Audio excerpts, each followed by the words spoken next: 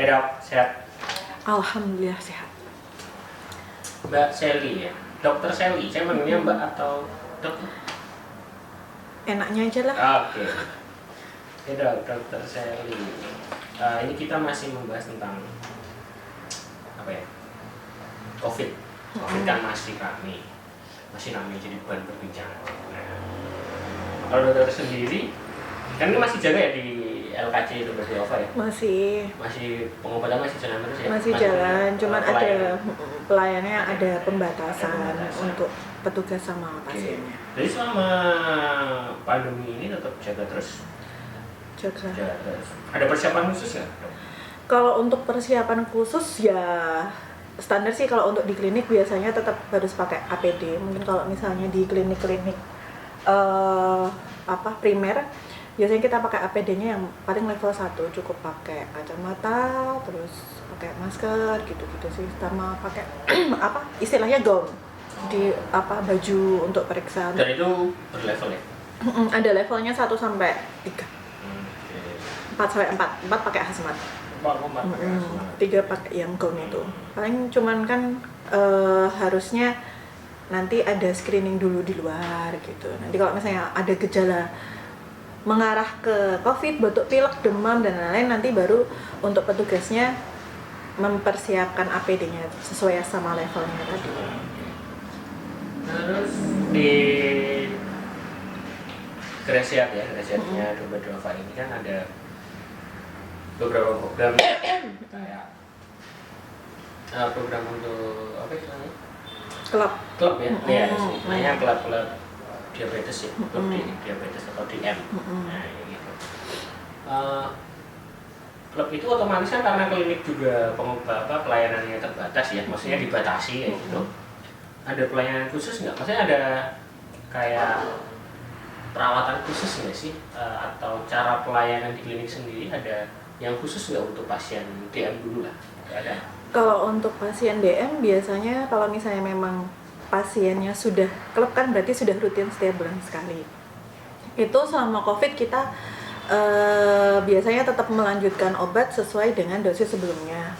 Kecuali kalau misalnya dia memang ada gejala mengarah ke tanda-tanda gulanya naik. Misalnya sering pipis atau mungkin gejala-gejala lainnya, itu nanti baru dicek karena kita perlu untuk mendeteksi apakah gulanya sudah stabil atau memang dia mengalami peningkatan kayak gitu. Tapi cuman selama dia hanya kontrol pegel-pegel dan lain-lain, ya kita tetap meneruskan pengobatan yang bulan kemarin karena yaitu kita membatasi kontak dengan pasien. Berarti kalau ada gejala seperti apa tadi? Sering pipis, terus apa tadi? Biasanya kalau gejala klasiknya pasien gula itu sering pipis, sering minum, lemas gitu sih.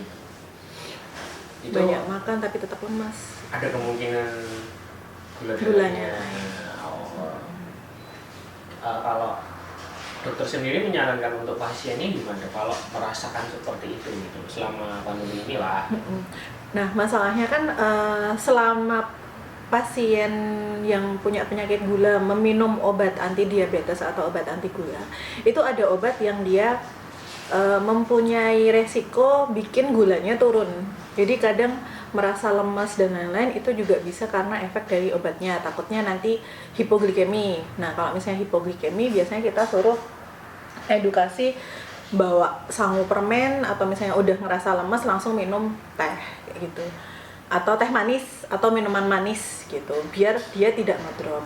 Nah, tapi kalau misalnya untuk pasien yang sudah pipisnya pada malam hari banyak, kemudian dia merasa sudah makannya banyak kok tetap lemas, biasanya kita lebih edukasi ke pola makan sehari-hari. Banyak minum air putih, kemudian mengurangi makanan yang manis-manis. Selain itu yang karbohidrat kompleks misalnya nasi, kentang,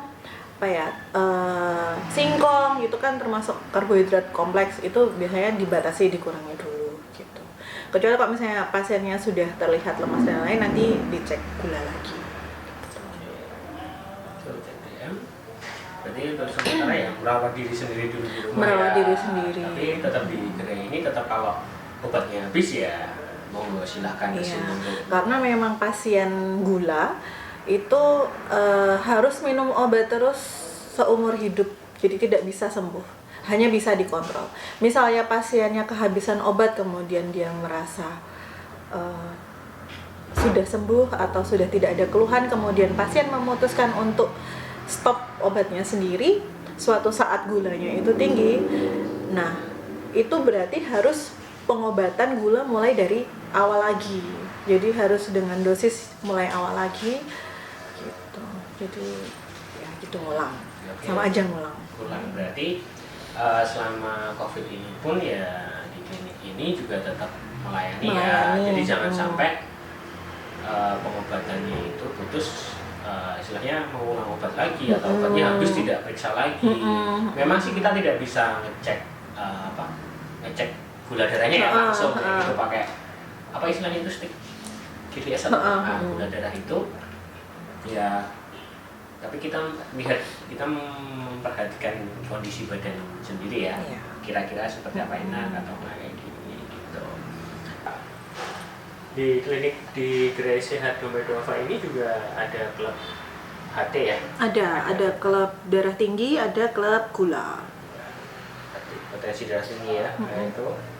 Nah, termasuk di pertanyaan sebelumnya, pertanyaan yang sama ya. Jadi kalau kan dia membatasi kontak jelas dengan pasien segala macam. Sebenarnya kita juga bukannya menolak pasien itu enggak, cuman kita juga istilahnya menjaga biar pasien juga tidak, siapa tahu ya malah kita yang gitu ya kan gitu. Terus juga kita sehat selalu. Nah, untuk klub sendiri juga sempat ada kendala ya selama pandemi COVID ini? Selama pandemi COVID sih sebenarnya untuk klinik Gerai Sehat itu kita ada layanan konsultasi via WhatsApp, karena kan memang pasien yang punya gula sama darah tinggi itu termasuk yang punya resiko tinggi untuk mudah tertular sama coronavirus gitu. Jadi sebaiknya sih yang kontrol atau yang ke klinik itu mending anaknya atau mungkin saudaranya untuk mengambil obat. Nah, untuk pasien sendiri bisa konsultasi via WhatsApp atau bisa telepon langsung ke nomornya Gerai Sehat gitu. Cuman kan ya kendalanya beberapa pasien kan juga nggak punya WhatsApp atau mungkin tinggal sendiri, kemudian nggak ada yang mengambilkan, jadi ya tetap masih ada beberapa yang datang ke sini. Tapi sudah ada pasien yang konsultasi via WhatsApp gitu. Ya jelas di Gerai Sehat Domedova sendiri ada protokol kesehatan sendiri ya untuk menerima pasien. Nah, kalau penyakit, maksudnya kalau darah tinggi itu kan jadi tensi ya, ngecek tensi dan segala macam. Nah, ada tanda-tanda nggak dok kalau seumpama nih tensinya, kan kita nggak bisa pasien nggak bisa datang ke gerai sama dia nggak bisa datang ya konsultasi, dan dia tidak punya tensimeter nih di rumah gitu. Ada tanda-tanda sendiri nggak sih, ada tanda khusus nggak sih kalau orang darah tinggi itu? Biasanya kalau darah tinggi setiap orang beda ya. Ada yang dia biasanya tensi sampai 200 pun nggak ada keluhan, tapi ada juga yang dia sudah mulai menginjak di atas 140 aja udah cengang lah, pusing, nggak bisa tidur, terus pegel-pegel badannya atau telinganya berdenging kayak gitu-gitu.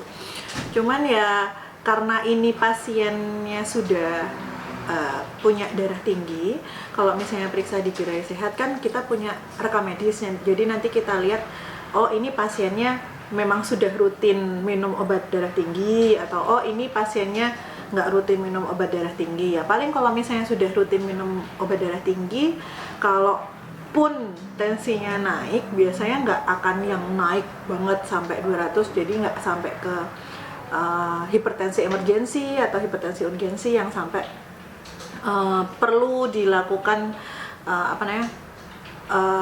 pengobatan lebih lanjut atau penanganan lebih lanjut yang bisa mengancam jiwa gitu. Jadi selama COVID ini tetap kita berdasarkan keluhan juga. Kalau misalnya memang ada tanda-tanda nyeri dada atau sampai cengang sudah beberapa lama gitu, baru nanti ditensi lagi. tapi tetap sesuai protokol kesehatan. Jadi gini dok, kita kan sudah mulai mau persiapan new normal nih, atau malah sudah mulai new normal lagi. Nah, apa sih yang harus kita perhatikan saat new normal ini benar-benar berlaku atau berjalan? Ya, untuk new normal ini kita tetap harus memperhatikan protokol yang ada. Antara lain ya pasti pakai masker kalau keluar rumah. Jadi meskipun kita cuman keluar beli sesuatu yang dekat rumah, kita tetap harus pakai masker. Atau mungkin misalnya ada hanya beberapa meter, tapi kalau sudah keluar rumah ya tetap pakai masker. Kemudian tetap di rumah aja. Ya boleh sih keluar, cuman kalau misalnya dipikir lagi lah, kalau memang nggak terlalu penting ya nggak usah keluar rumah. Kalau misalnya memang perlu untuk membeli keperluan primer dan penting, ya boleh keluar rumah, tapi tetap pakai protokol kesehatan, pakai masker, jaga jarak antar orang itu minimal 2 meter lah. Kemudian kalau misalnya meskipun sudah pakai masker, tetap ketika batuk pakai cara batuk dengan pakai siku, jadi ditutup pakai siku, jadi nggak pakai tangan. Kemudian menghindari menyentuh wajah ketika tangan kita nggak bersih. Jadi kalau misalnya memang ingin menyentuh wajah, tetap harus cuci tangan pakai sabun dengan air mengalir. Meskipun kita punya hand sanitizer, tetap diutamakan pakai sabun, antiseptik, dan air mengalir gitu. Terus apa lagi ya? Hindari kerumunan ya nggak? Hindari kerumunan, hindari kerumunan. Tetap menghindari kerumunan. Itu Tetap harus ya. Hindari kerumunan. Sering. Kemudian biasanya yang sering lupa itu, kita di luar sudah jaga jarak, kemudian misalnya masuk kantor atau masuk tempat kerja, karena kita terlalu percaya sama teman kita, terus dia nggak jaga jarak gitu sih. Biasanya gitu, kita lupa kalau misalnya sudah di tempat kerja. Tetap harus pakai protokol itu. Oke, terima kasih dok informasinya. Sehat selalu untuk kita semua. Amin. Dan semoga tetap di rumah aja dulu, dan semoga pandemi ini segera berakhir.